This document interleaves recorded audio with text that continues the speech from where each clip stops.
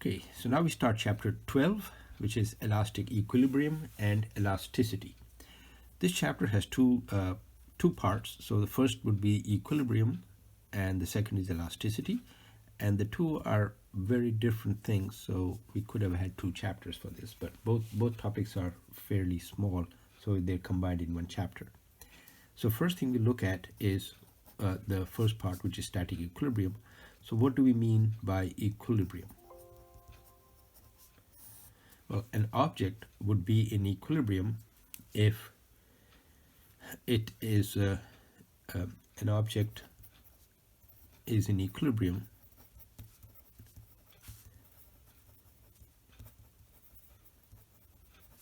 if the two conditions are met.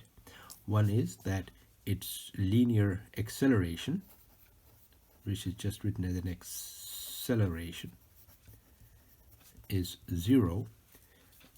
So it may or may not have a velocity. V may or may not be 0. Okay, so it may have a velocity or it may not have a velocity, but the acceleration must be 0. And the second is that the angular acceleration must also be 0,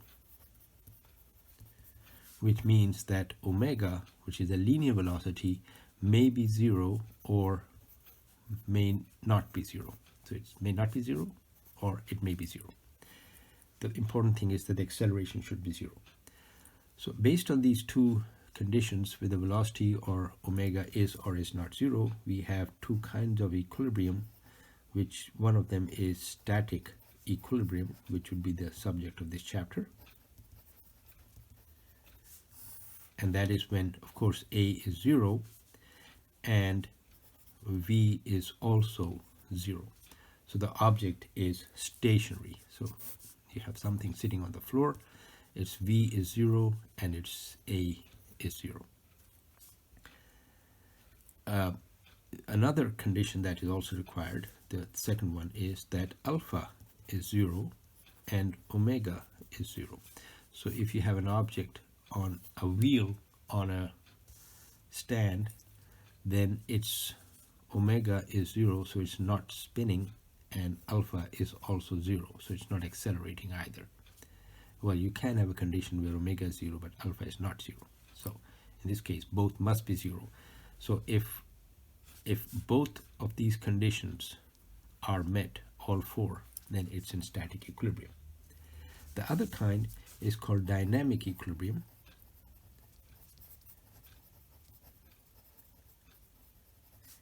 And this is when A, of course, has to be 0 to be in equilibrium, but now V is not equal to 0. So it's like a vehicle or a car or an object that's sliding along the floor with a constant velocity, which is not 0. So because V is constant, it means the A is 0. Or rather, and we must also have alpha is 0 and omega may not be 0. So, well, this condition doesn't have to be met at the same time. So if you have this wheel, it's spinning with a constant omega. Okay, but alpha is 0, so the omega is constant.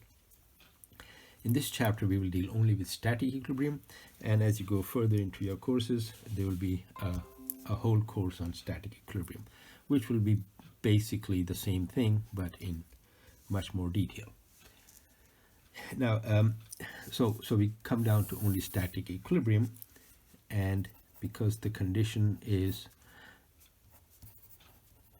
equilibrium, that the velocities are 0 and A is 0, so because A is 0, it implies that if you use sum of forces equals MA, and if A is 0, that means it implies that the sum of the forces is 0.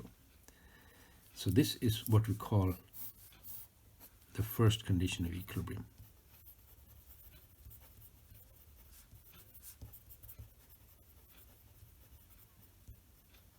Sum of forces is 0. It also applies for dynamic equilibrium, but we will also say that V is 0.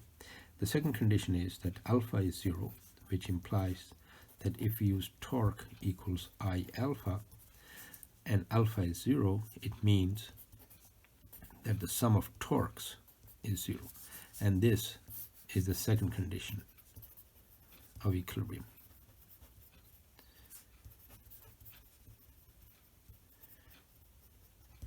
And these are the two conditions that we will apply in this chapter.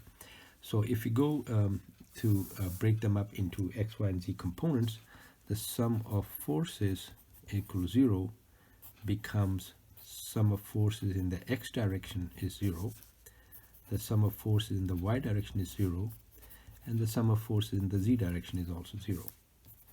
And the sum of torques equals 0 also means that the sum of torques in the x direction, so the axis in the x direction is 0, the sum of forces or torques in the y direction is 0, and the sum of torques in the z direction is also 0.